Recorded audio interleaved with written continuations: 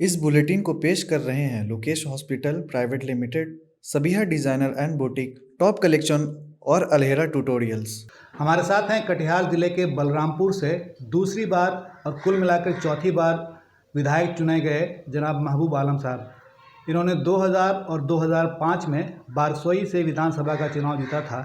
इस बार उन्होंने बलरामपुर से 1,04,000 से भी ज़्यादा वोट लाकर जीत हासिल की है। बिहार लोक संवाद.net की तरफ से आपका स्वागत है। आपसे सबसे पहला सवाल यह है कि आप इतना वोट कहाँ से लाते हैं, कैसे लाते हैं? बहुत बहुत शुक्रिया पहले आपका। ये सवाल आपको जनता से पूछना चाहिए। बतौर विधायक आपकी नज़र में क्षेत्र के ऐसे कौन से काम रहते हैं जिन पर आपका ध्यान ज़्यादा रहता है? हमारा क्षेत्र बहुत उपेक्षित क्षेत्र है जी। और वो सीमांचल ही पूरा उपेक्षित है। आप जानते हैं कि सीमांचल में जो मुस्लिम डोमिनेंट है माइनॉरिटी, जो माइनॉरिटी पहले अदब से नाम लिया जाता था लोग, जी। अक़लियत, हम लोग अल्पसंख्यक बोलते हैं। जी। मैं हिंदी का विद्यार्थी हूँ, अल्पसंख्यक बोलता हूँ। मैंने क्लास 7 तक बांग्ला वर्नाक्युलर से पढ़ाई की है, तो बांग्ला में संख्या लघु बोलता है, संख्या लघु, छोटी संख्या। जी जी जी जी। लेकिन मैं बोल रहा हूँ अभी इस वक्त जो हालात है पूरे देश में, the meaning of minority has only become the meaning of being a Muslim. क्यों ऐसा हुआ? सरकार की पॉलिसी के तहत ऐसा हुआ। इसलिए अभी जो आप अल्पसंख्यक बोलते हैं, अक़लियत बोलते हैं, पहले राजनीतिक शुचिता के तहत अदब से बोला जाता था, लेकिन ये इशारों से बोलने की ज़रूरत नहीं है। अभी माइनॉरिटी मीन्स मुस्लिम, तो कहर बरपा मुसलमानों से हो रहा है। अभी तो 2014 में जो नरेंद्र मोदी की सरकार आई, इस सरकार ने मुसलमानों के खिलाफ भी एक जिहाद छेड़ दिया। एक जिहाद है उनका, और उस जिहाद के खिलाफ जब लोकतंत्र की हिफाजत के लिए, सेकुलरिज्म की हिफाजत के लिए, संविधान की रक्षा के लिए हम खड़ा होंगे, तो मुस्लिम जनता को हमको एड्रेस करना है। सही बात। तो उसके लिए क्या करते हैं? कोई खास मुद्दे हैं जिस पर आपका ध्यान रहता है? बिल्कुल बिल्कुल मुद्दा है। जिस तरह से के लिए जमीन का मुद्दा है। अच्छा, क्या ज़मीन नहीं है लोगों के पास? अरे ज़मीन है, यही तो गड़बड़ी करते हैं आप लोग। ज़मीन नहीं है। आप चलिए ना पटना में, अभी न्यू मार्केट जो स्टेशन एरिया डेवलपमेंट अथॉरिटी है, वहाँ जो पटना का दिल है, वो पटना को सींचा सवारा। आज पटना जो विकसित है, तो स्टेशन एरिया मार्केट में जो लोग आते पूरे देश से, पूरे बिहार से, पूरे प्रदेश से, पूरे देश से, वहाँ के मजदूरों ने, वहाँ के मेहनत कशों ने अपनी मेहनत मशक्क़त करके, नालियों में रह के, ड्रेनेज में रह करके पटना को विकसित करने का अपना योगदान दिया, और आज उनको उजाड़ा जा रहा है। तो गरीबों को घर है कि नहीं, ज़मीन है कि नहीं, एक मुद्दा तो ये हुआ, ये है कि नहीं। आज 100 साल के बाद भी जिस ज़मीन के टुकड़े पर गरीब बसे हुए हैं, उनको उजाड़ा जा रहा है। ये क्या है? इसको तलखी से आप मीडिया वाले क्यों नहीं उछाल रहे हैं? इसीलिए तो आपसे बात करने आए हैं कि मालूम तो करेंगे है आपकी बात। यही Patna station area new development market जो है, आप देखिए तमाम बेदर्दी से उजाड़ा जा रहा है उसको। एक एक गरीबों पर 50-50 हज़ार रुपया का फाइन किया जा रहा है, और कोई नियम नहीं, कोई कानून नहीं, सही, कोई एविक्शन का केस नहीं। आप अपने इलाके में और क्या काम करते हैं इसके अलावा? जिसके अरे मैं डेवलपमेंट का काम कर रहा हूँ। अच्छा, विकास का काम जी। मैंने सड़कों की जाल बिछा दी। अच्छा, ठीक। मैंने बड़े बड़े पुल पुलिया बनाया। जी जी। कम्युनिकेशन भी अगर हो जाएगा तो लोग रोजी रोटी हासिल करके। किस तरह का communication? Communication means roadways communication. अच्छा, रोड सही नहीं होता? हाँ, सही रोड सही नहीं है, कम्युनिकेशन नहीं है। Communication what does it mean by communication? हाँ, मतलब आने जाने का रास्ता। हाँ, आवागमन का जो कम्युनिकेशन है नहीं है वो, तो आवागमन का कम्युनिकेशन नहीं है। तो आपके यहाँ तो कटिहार में रेलवे का इतना बड़ा ऑफिस है, अरे रेलवे की ऑफिस रहने से नहीं ना होना है। जी, गाड़ियाँ चल अगर आप नॉर्थ ईस्ट जाते हैं जी जी तो आपको बारसोई जंक्शन जाना ही होगा, सही। इसलिए कि बारसोई जंक्शन का ऑल्टरनेटिव अभी कोई माने रास्ता नहीं है रेलवेज का। लेकिन आज आज़ादी का 70-72 साल के बाद भी बारसोई जंक्शन जो है अभी भी वही पुराना जंक्शन है, मॉडल जंक्शन नहीं बना। नीतीश कुमार जी बने रेल मंत्री, लालू यादव जी बने रेल मंत्री, रामविलास पासवान जी बने रेल मंत्री, इनके लिए बारसोई बिहार में नहीं है। और ममता बनर्जी रेल मंत्री बनी तो ममता बनर्जी के लिए बारसोई के बाद का जो स्टेशन है रायगंज, वहाँ से आगे हिंदुस्तान नहीं है।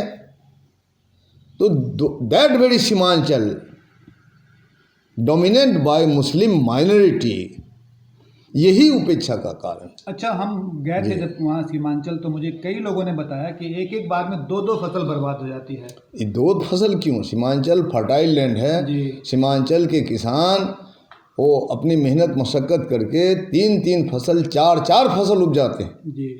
लेकिन दो क्या इस बार तो 3 फसल बर्बाद हो गई उसकी। तो आप क्या कर सकते हैं उनके लिए बतौर विधायक? अरे मैं बतौर विधायक मैं क्या कर सकता हूँ? मैं तो अथॉरिटी मैं नहीं हूँ, तो जी, जी। अथॉरिटी स्टेट गवर्नमेंट है, जी, तो क्या कुछ शिकायत सेंट्रल गवर्नमेंट है। शिकायत तो मैं बार बार कर रहा हूँ कि सीमांचल का विकास या मेरा जो क्षेत्र है बारसोई बलरामपुर का विकास राजनीतिक उपेक्षा का शिकार है। और ये उपेक्षा इसलिए है शायद कि ऐसा ना हो कि वहाँ जो 72% मुस्लिम डोमिनेंट है इसलिए उसकी उपेक्षा हो रही है। सिर्फ मेरा क्षेत्र क्यों, सही। जो मेरे क्षेत्र से कटिहार हेडक्वार्टर में आने का जो रोडवेज कम्युनिकेशन है वो 77-78 की बनी हुई PWD रोड अभी उसी अवस्था में है, सिंगल फेज का 3 फीट की सड़क है। तो 3 फीट की सड़क को 75 जो किलोमीटर की डिस्टेंस हमको तय करना पड़ता है। और नीतीश कुमार जी जो बोलते हैं कि हम 5 घंटा में प्रदेश के किसी भी कोने से अपनी जनता को पटना पहुंचा देंगे, तो मैंने कहा कि भाई आप तो 3 घंटा में कटिहार मुझे पहुंचा दो। अच्छा, आपके पास कोई ऐसा भी काम होगा जो आप चाहते होंगे कि ये करें लेकिन नहीं हो पा रहा है? हाँ जी, बहुत काम है। जैसे हमारा क्षेत्र जो है, मैं कहता हूँ आपको नागर, कुलुक, महानंदा एंड सो मेनी सब रिवर्स जो उपनदियाँ हैं इनसे घिरा हुआ क्षेत्र है। जी जी। और उन क्षेत्रों को आपस में जोड़े बगैर समग्र विकास की परिकल्पना नहीं का ख्वाब आप नहीं देख सकते हैं। इसलिए उनके लिए ब्रिज बनाने की ज़रूरत है। जो कोटा खसुआटोली ब्रिज है, जो आपको खुराधार ब्रिज है, मोटबाड़ी ब्रिज है, आपको कुचिया मोड़ ब्रिज है, जो बिल्कुल बंगाल में वो गांव है और बंगाल से आने के लिए उसको 20 किलोमीटर दूर से घूमना पड़ता है। अच्छा, ये जो कोटा कसवाटोली जो घाट है, उस घाट के उस क्षेत्र की जनता को ब्लॉक हेडक्वार्टर या मान लीजिए कि SDM हेडक्वार्टर पहुंचने के लिए 30 किलोमीटर की दूरी का डिस्टेंस कवर करना पड़ता है। तो ऐसी इन जगहों में तो ब्रिज की ज़रूरत है। कितने लोगों को फ़ायदा होगा? कितनी बड़ी आबादी होगी आपके अंदाजे के मुताबिक?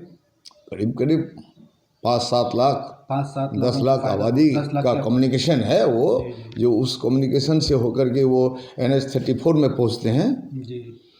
अच्छा, ये मेरा अगला सवाल आपसे है कि बिहार विधानसभा में आप 4 बार से रह रहे हैं, तो आपने इन 4 बार के मौके से किन मुद्दों को आपने उठाया? इन्हीं मुद्दों को उठाया जी। मैंने गरीबों का जो 10 डिसमिल ज़मीन में जो बरसों से 100 साल से बसोबास करते आ रहा है, जी। उन ज़मीनों में उसका अधिकार देने का कानून बनाने के लिए मैं लड़ते आ रहा हूँ। सिकमी बटाईदारी की जो ज़मीन है, जो हमारे आदिवासी भाई लोग 100-150 साल तक जोत आबाद करते आ रहे हैं, जो मालिक ने उस ज़मीन को कभी देखा नहीं, ये राजा महाराजा धीराज लोगों से जो कोई कागज़ बना के वो अभी तक उस ज़मीन को हमला कर रहे हैं।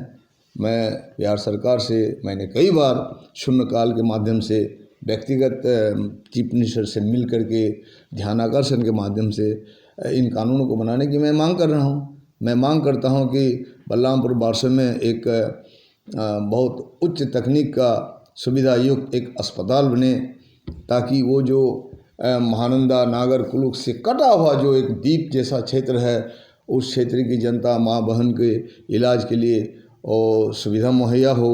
इन चीज़ों के लिए मैं लड़ रहा हूँ मैंने कि बारसोई जंक्शन को मॉडल जंक्शन बनाया जाए ताकि उस क्षेत्र की जनता जो पूर्णिया का बायसी, दिनाजपुर, मालदा की जनता को जो रेल कम्युनिकेशन से भी आने के लिए कठिनाई का सामना करना पड़ता है सुदूर हिंदुस्तान में जाने के लिए, चाहे कलकत्ता हो, चाहे हैदराबाद हो, चाहे राजस्थान हो, दिल्ली, मुंबई, पंजाब कहीं हो, तो उस जंक्शन को मॉडल जंक्शन होना चाहिए ताकि लोगों को आसानी से मतलब सुविधा मिले, टिकट उकट मिल जाए। इस बार एक मजबूत विपक्ष है बिहार विधानसभा में, तो इस बार आपकी पार्टी का, खास करके आपका क्या मुद्दा रहेगा विधानसभा में जब आप पूरे जोर शोर से उठाएंगे जिन मुद्दों को? अरे मुद्दा क्या रहेगा, फिर वही भटक रहे हैं आप लोग। मुद्दा समग्र रूप से होता है ना। जी जी, समग्र मुद्दा क्या है बिहार समग्र मुद्दा है ना, तो समग्र मुद्दा है तो बिहार में शिक्षा का क्या हाल है। एक यूनिवर्सिटी ढंग की नहीं है, जो सबसे पुरातन यूनिवर्सिटी है, प्राचीन हमारा पटना यूनिवर्सिटी, वो अपना मरणासन हालात में है। हमारे बच्चे कोटा में जाके पढ़ते हैं, हमारे बच्चे बेंगलोर में जाके पढ़ते हैं, हैदराबाद में पढ़ते हैं। तो शिक्षा में सुधार करे। और जो पानी से डूब जाता है, बाढ़ से डूब जाता है हमारा किसान, हमारे क्षेत्र में इस बार एक एक किसान ने हमें पकड़ के, जब मैं दौरा करता हूँ, उसने कहा कि सर मैंने इस खेत को 3 बार लगाया लेकिन तीनों बार दह गया बाढ़ से। इसका कोई निदान हो, इसका कोई पैकेज हो। और मुख्यमंत्री नीतीश कुमार जी आजकल विशेष पैकेज की बात क्यों नहीं करते हैं? ये हिंदुस्तान में सबसे पहली बार बिहार विभाजन के बाद बिहार को विशेष राज्य का दर्जा देना होगा। ये मांग भाकपा माले ने पहले उठाई और भाकपा माले दिल्ली की सड़कों में जाकर के इस मांग को लेकर के हम लोगों ने आवाज़ बुलंद की।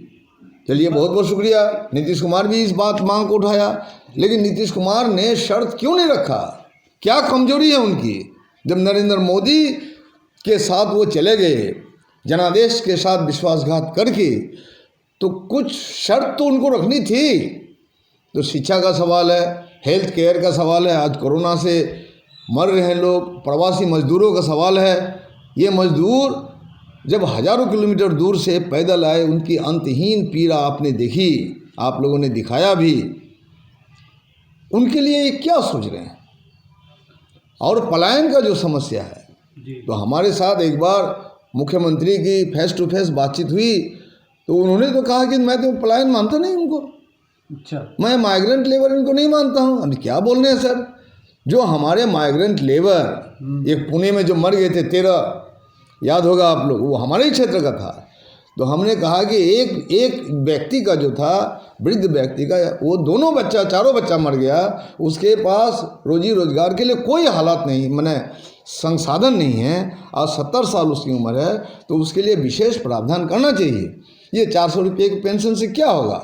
आपका कम 4-4 लाख रुपया उनको आपको देना चाहिए। तो उन्होंने कहा कि माइग्रेंट लेबर तो मैं मानता नहीं हूँ। हमने क्या कहा सर, क्या कहते हैं आप? ये माइग्रेंट नहीं है। बोले नहीं, अपनी अपनी ज़रूरत से बेहतर आपको रोज़गार के लिए वो बाहर जाते हैं अपनी इच्छा से। हम इच्छा से नहीं जाते हैं, वो जाने के लिए बाध्य है। और आप अगर इसे माइग्रेंट नहीं मानते हैं सर, तो मिथिला यूनिवर्सिटी का लड़का स्टूडेंट्स अगर पटना यूनिवर्सिटी में एडमिशन लेना चाहते हैं तो माइग्रेंट सर्टिफिकेट की क्यों जरूरत है? माइग्रेशन सर्टिफिकेट की क्यों जरूरत है? इसको हटा दीजिए आप। अच्छा, तो उन्होंने कहा कि मैं आपसे बहस नहीं कर सकता। आपके इलाके में CAA NRC का मुद्दा कितना बड़ा है? इसे विधानसभा में आप कैसे उठाएंगे? बहुत बड़ा मुद्दा मैंने उठाया बिहार विधानसभा में। उठाएंगे नहीं, हम लोगों ने उठाया और उठा के नीतीश कुमार जी को घुटनों पर लाया और CAA NRC NPR के खिलाफ सर्वसम्मत प्रस्ताव पारित है बिहार विधानसभा से। ये बिहार विधानसभा में, बिहार में ये लागू नहीं होगा, क्योंकि CAA के माध्यम से वो मुस्लिम को टारगेट करता है नरेंद्र मोदी, और ध्रुवीकरण की राजनीति के जरिए आज तक वो केंद्र के सरकार में है। दरअसल हमारा जो क्षेत्र है, हमारे क्षेत्र से मुश्किल से 30 किलोमीटर की दूरी पर बांग्लादेश है। तो मैंने बिहार विधानसभा में कहा कि बिहार विधानसभा की सर्वसम्मत कमेटी बने, सर्वदलीय कमेटी बने, और वो कमेटी चले हमारे बिहार विधानसभा माने हमारे क्षेत्र में। और वो जो 40 किलोमीटर का नागर नदी के किनारे किनारे, महानदी के किनारे किनारे गांव है, जहां से 30 किलोमीटर दूरी पर बांग्लादेश है, जहां से दिनाजपुर है बंगाल का माने जिला, उत्तर दिनाजपुर, दक्षिण दिनाजपुर और मालदा। तो इन गांव में जाकर के हम खोजे तो बांग्लादेशी कौन है? सब रहे, बीजेपी रहे, हम रहे, आरजेडी रहे, कांग्रेस रहे, भाकपा माले भी रहे और कुछ जो है गणमान्य व्यक्ति भी रहे, कुछ पत्रकार रहे। बांग्लादेशियों की खोजबीन की जाए, 40 कम से कम 70 किलोमीटर डिस्टेंस मेरा पड़ता है। अगर बांग्लादेशी होंगे उनको एक जगह हम लोग जमा करेंगे। और बेगम हसीना ने तो कहा है कि बांग्लादेशी के नाम से हमें क्यों जलील करते हैं, कोई बांग्लादेशी होगा तो हम उनको वापस ले लेंगे। दरअसल बांग्लादेशी हैं ही नहीं, वो बांग्लादेशी के रूप में उसने मुसलमान को ही आइडेंटिफाई किया। तो मुस्लिम मीन्स बांग्लादेशी, ये चलेगा नहीं। इसलिए सीएए के चलते हमने ज़बरदस्त आंदोलन किया वहाँ। और नरेंद्र मोदी की सांप्रदायिक और फांसीवादी जो मंसूबा है उसको हम लोगों ने ध्वस्त कर दिया है। बलरामपुर में मैंने नारा दिया था, बलरामपुर 65 में मैंने नारा दिया था कि बलरामपुर भाजपा की सांप्रदायिक फांसीवादी राजनीति का कब्रिस्तान बनेगा, और कब्रिस्तान मैंने बना दिया। दरअसल इन लोगों ने चुनाव से भाग गया। ये लोग जो कैंडिडेट इनका नहीं था, बीजेपी का नहीं था, आपको नीतीश कुमार जी का कैंडिडेट नहीं था, जो बीजेपी के फेक कैंडिडेट को वीआईपी के कैंडिडेट के रूप में प्रोजेक्ट किया। आज वीआईपी के प्रवक्ता को तमाचा मारा जाता है। कटिहार में तो आपने देखा है कि उसके सांसद जो भ्रष्टाचार का इल्ज़ाम पर उन्हीं को तमाचा मारता है, शिकायत करने वाले को। उसकी ताकत नहीं है कि जिसने भ्रष्टाचार में लिप्त होने का काम किया उस पर कार्रवाई करे। इसलिए हम बिल्कुल निंदा करते हैं और इसकी जांच पड़ताल के बाद हम चाहते हैं कि सांसद पर मुकदमा हो और सांसद उस वीआईपी का जो प्रवक्ता है उससे माफ़ी मांगे। अच्छा, आजकल का चुनाव अभियान बहुत खर्चीला होता है, गाड़ियों का काफिला चलता है, लाखों रुपए खर्च होते हैं। आपका चुनाव कैसे होता है, क्या करते हैं आप? मैं जनता के साथ डायरेक्ट संपर्क में हूँ, एक जनता से मेरा रिश्ता है, इसलिए मुझे चुनाव में पैसे की ज़रूरत नहीं है। और जनता अपने ही खर्च पर अब तक हम लोग जीरो बैलेंस पर ही चुनाव लड़ते हैं। पार्टी का क्या रोल रहता है? पार्टी है तो मैं हूँ तो पार्टी है। पार्टी का क्या, पार्टी मैंने बनाई, हमारे नौजवान पार्टी में, हमारे किसान पार्टी में, हमारे खेत मजदूर पार्टी है। मैं खेत मजदूर ऑल इंडिया, हमारा जो खेत मजदूर, खेत व ग्रामीण मजदूर का जो संगठन है, एसोसिएशन है, उसका मैं सेंट्रल कमेटी में हूँ, हाँ, केंद्रीय कार्यकारिणी में हूँ। आपने बहुत सारे सवाल के जवाब दिया। आपके बारे में अक्सर लोग पूछते हैं कि कौन है भाई, बलरामपुर का विधायक बहुत वोट से जीतता है, तो कुछ अपने हमारे दर्शकों को बताइए अपने बारे में। अरे मैं हूँ आपके सामने जी, और वो तो मेरा बायोग्राफी लिखना होगा तब आपको। जी छोटा सा बता दीजिए कि आपने कैसे अरे पढ़ाई गरीब कहाँ से की। सामंती अपराधी पुलिस का जो गठजोड़ है, इसके खिलाफ मैंने बड़ी लड़ाई लड़ी। जी, और मैंने उसको ध्वस्त किया। अभी सांप्रदायिक फांसीवाद के खिलाफ मैं वहाँ लड़ाई लड़ रहा हूँ। उसके बाद जो जनवादी हुकूक है, उसके बाद जो शिक्षा का सवाल है, स्वास्थ्य का सवाल है, गरीब मजदूर कोई भी परेशान होता है तो जितनी भी सुविधा जहाँ मैं खुद मोटरसाइकिल लेकर के उनको पहुँचाता हूँ। और ज़रूरत पड़ने पर पटना PMCH और आपको IGMS तक मैं पहुंचाने का काम करता हूं। और सबसे बड़ा संघर्ष का सवाल है, मैं एक्टिव पॉलिटिशियन हूं, मैं पैसिव बात नहीं करता, मैं हर मुद्दे पर मैं एक्टिव हूं। मैं सिर्फ चिट्ठी लिखने तक जो है मैं अपने आप को सीमित नहीं रखता हूं। चिट्ठी भी लिखना है और एक्शन भी करना है। बहुत बहुत शुक्रिया आपका। ये थे हमारे साथ कटिहार बलरामपुर के विधायक। हम उनका शुक्रिया अदा करते हैं आपका बिहार लोकसंवाद.net से बात करने के लिए।